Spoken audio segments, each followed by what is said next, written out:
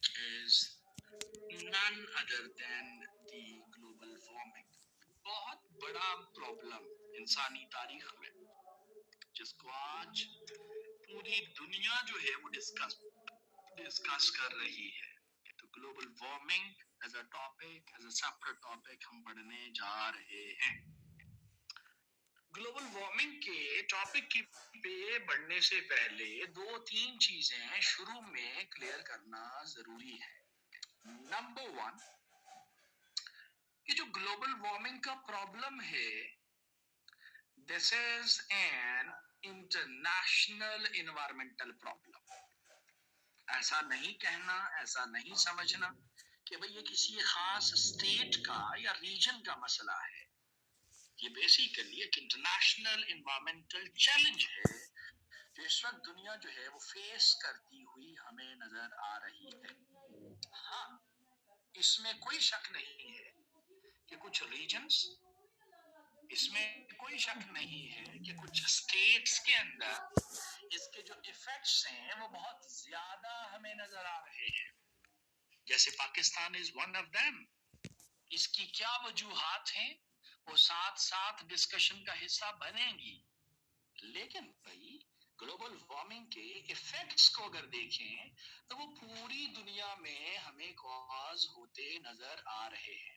Impacts की intensity के अंदर फर्क जरूर है, लेकिन इफेक्ट्स जो हैं, इम्पैक्ट्स जो हैं, वो पूरी दुनिया फेस करने जा रही है, करना शुरू हो चुकी है। And that is why we used to call कि भाई ये एक बैनुल अक़वामी एनवायरमेंटल चैलेंज है, प्रॉब्लम है, इशू है। And number two, this problem of global warming is perceived as, इसके ऊपर जो एक परसेप्शन है, इसके ऊपर जो एक बात कही जा रही है, this problem is a great threat, बहुत बड़ा खतरा है, इंसान को खतरा है, हमारी इकोनॉमी को खतरा है, हमारी सोसाइटीज को खतरा है, हमारी पॉलिटिक्स को खतरा है, हमारे इन्वायरमेंट को खतरा है, हमारे कल्चर को खतरा है। कैसे खतरा है बात करेंगे। अभी शुरू में सिर्फ कहा कि it is a great threat, and not only this, इसके ऊपर जो एक तीसरा कंसेंसस डेवलप्ड है regarding this particular problem, that is none other than कि जनाब this problem is mainly instigated by the humans or human activities। अच्छा जनाब, ये प्रॉब्लम भी ह्यूमन एक्टिविटीज की वजह से ही दुनिया में इंस्टिगेट हुआ है, ये मैं नहीं कह रहा। ये ग्लोबल साइंटिफिक कम्युनिटी जो है, अथॉरिटीज जो हैं, उनका कंसेंसस डेवलप्ड है इसके ऊपर कि this problem is instigated by the human activities. कैसे बात करेंगे इसके ऊपर? तो तीन चीजें शुरू में लिखी हमने, बुलेट्स में लिखी हमने, लेकिन सबसे पहले क्वेश्चन अराइजेस कि अरे भाई ये जो सारी दुनिया इस वक्त चीख रही है कि ग्लोबल वार्मिंग हो गया, ग्लोबल वार्मिंग हो गया, वगैरह वगैरह, तो अरे भाई ये प्रॉब्लम है क्या? अब प्रॉब्लम है क्या, इसका आंसर तलाश करने के लिए again we may take the services of a diagram here. Okay, हमारे पास हमारा प्लैनेट अर्थ जो है वो मौजूद है, and to know about कि ये global warming है क्या, for that purpose we need to differentiate कि जनाब जमीन के इर्द गिर्द जो है एटमॉस्फेयर मौजूद है। I hope so कि पहले लेक्चर में जो डायग्राम ड्रॉ की थी एटमॉस्फेरिक लेयर्स की, वो आप रिकॉल कर पा रहे हैं, इसलिए मैंने सिर्फ अभी एटमॉस्फेयर ही लिखा है। अब यहाँ पे दोबारा से एटमॉस्फेयर का जिक्र क्यों किया गया?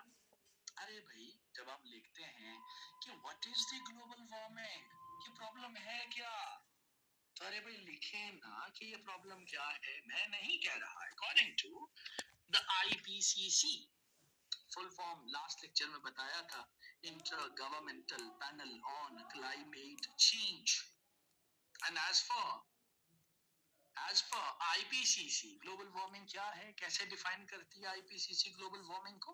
जनाब एज पर IPCC global warming, it is an average and gradual increase in temperature of the Earth's atmosphere. Okay, फिर से एटमॉस्फेयर आया, लेकिन इस बार हम बात क्या कर रहे हैं? इस बार हम बात ये कर रहे हैं कि जनाब जमीन के इर्द गिर्द जो एटमॉस्फेयर मौजूद है, इसका टेम्परेचर जो है वो बढ़ता चला जा रहा है और इसका नाम ग्लोबल वार्मिंग है। अक्सर स्टूडेंट समझता है कि जी वो जमीन गर्म हो रही है तो वो ग्लोबल वार्मिंग। अरे भाई नहीं, primarily global warming is about the rise in the temperature of the atmosphere. इस जगह का टेम्परेचर बढ़ना is global warming, like this. हाँ, इसमें कोई शक नहीं है कि जब एटमॉस्फेयर के अंदर गर्मी बढ़ रही है, बिलखसूस ट्रोपोस्फेयर के अंदर गर्मी बढ़ रही है, तो जनाब लैंड के ऊपर भी इसके इफेक्ट्स होते नजर आ रहे हैं। जमीन के ऊपर भी मुख्तलिफ तब्दीलियां रूनमा होती नजर आ रही हैं। But primarily global warming is all about and average and gradual increase in the temperature of the earth's atmosphere. मैं नहीं, आईपीसीसी बता रहा है।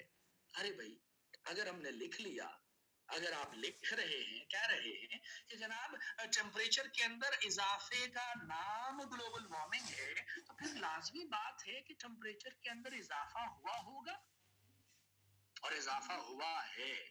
और साबित करने के लिए यहाँ पे मैं अगेन सबसे पहले जिसकी सर्विस ले रहा हूँ, द आईपीसीसी। और आईपीसीसी हमें क्या बता रहा है? According to the IPCC, inter-government, अरे भाई कैसर हुसैन लास्ट लेक्चर में भी बताया था, आज भी बता दिया, कहाँ सोए होते हो।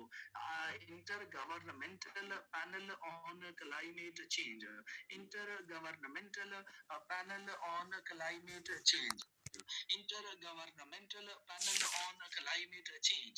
अच्छा, तो जनाब आईपीसीसी जो है वो क्या कह रहे हैं जी? According to the IPCC, about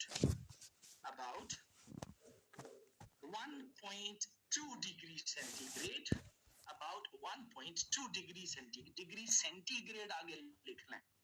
1.2 degree centigrade temperature of the atmosphere has been increased. अच्छा, इजाफा हो चुका है। कितना इजाफा हो चुका है जी? 1.2 डिग्री सेंटीग्रेड। अरे भाई, कब से इजाफा हुआ ये भी बताने की कोशिश जो है उसने हमें की है। और क्या बताया जा रहा है जी? हमें बताया जा रहा है कि दिस टेम्परेचर राइज जो रिकॉर्ड हुआ है, इट हैपेंड राइट फ्रॉम 1850 से लेके 2021 तक। जो टेम्परेचर के अंदर इजाफा है वो कितना है? 1.2 degree centigrade. Qaiser Hussain, this is not my fault कि आपकी पहली क्लास है बच्चे। I am sorry to say but this is not my fault, right? ये मेरी गलती नहीं है बच्चे कैसर हुसैन। अगर मेरी गलती है तो मैं हाथ जोड़ के आपसे माफी चाहता हूँ। ठीक हो गया जनाब? तो खैर, आईपीसीसी जो है वो कह रहे हैं 1.2 डिग्री सेंटीग्रेड टेम्परेचर इंक्रीज हो चुका है। अब टाइमलाइन उसने हमें क्या बताई है? टाइमलाइन बताई 1850 से लेके 2021 तक, एक बात। और साथ ही साथ इसी आईपीसीसी को ही रेफर कर रहा हूं कि जनाब फ्यूचर भी प्रिडिक्ट किया गया। और अगेन आईपीसीसी को कोट कर रहा हूं, और एज पर आईपीसीसी अगेन कि जनाब this temperature has further potential to rise. और पोटेंशियल कितना है? पोटेंशियल कितना है जनाब? लिखिएगा कि जनाब this temperature has further potential to rise from 1.4 degree centigrade up to 5.8 degree centigrade. Okay. इस हद तक इजाफा होने के चांसेस मौजूद हैं। इस हद तक इजाफा होने के चांसेस मौजूद हैं। ऐसे ही शुरू में थोड़ा सा डराने के लिए, आपको घबराहट का शिकार करने के लिए अर्ज करता चलूं कि 5.8 पे अगर ना भी पहुंचे ना, ये टेम्परेचर 3.5 डिग्री सेंटीग्रेड भी पहुंच गया ना, तो यकीन मानिए participants 70 70% of Earth's known species, identified species, will be disappeared. खत्म हो जाएंगी, बिल्कुल ही खत्म हो जाएंगी। अगर टेम्परेचर 3.5 डिग्री सेंटीग्रेड तक पहुंच गया तो 70% दुनिया की identified life forms will be disappeared. तभी तो कहा ना शुरू में, it is a great threat है। थ्रेट्स तो हमने साबित करना है बाद में, अभी तो टेम्परेचर्स की रेंजेस को देख रहे हैं। अच्छा, पहले तो प्रेडिक्ट किया था कि टेम्परेचर के अंदर जो पोटेंशियल 1.4 से लेके 5.8 तक इजाफा हो सकता है, और हो चुका कितना है, 1.2 डिग्री सेंटीग्रेड। लेकिन रिसेंटली से मुराद 2022 के शुरू के महीनों में नई इंफॉर्मेशन आई, और क्या आई कि जनाब दुनिया जो है 1.4 डिग्री सेंटीग्रेड टेम्परेचर जो है इसको फेस करने जा रही है अप टू द ईयर 2040।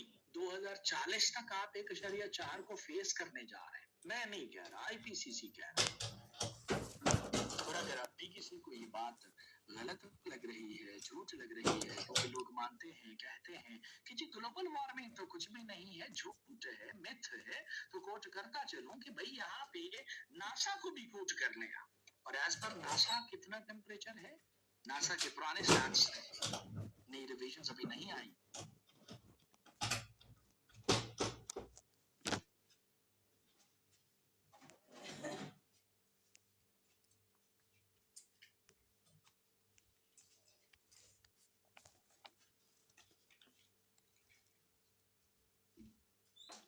उनकी दी गाल लग पई। बाबर ਨੂੰ ਕਹੋ ਮੇਰੇ ਕੋਲ ਫੋਨ ਹੈ, ਮੈਂ ਲੈਕਚਰ ਲੈਣੀ ਕਾਲਾਂ ਤੇ ਨਾ ਕਰੇ, ਉਹਨੂੰ ਪਹਿਲੇ ਵੀ ਮਨਾ ਕੀਤਾ ਹੈ। ਕਿੱਥੇ ਬਾਬਰ ਮੈਂ ਉਹਨੂੰ ਕਿਹਾ ਵੀ ਦੋ ਨੰਬਰ ਤੇ ਪਾ ਕੇ ਜਾਨ ਖਾਈ।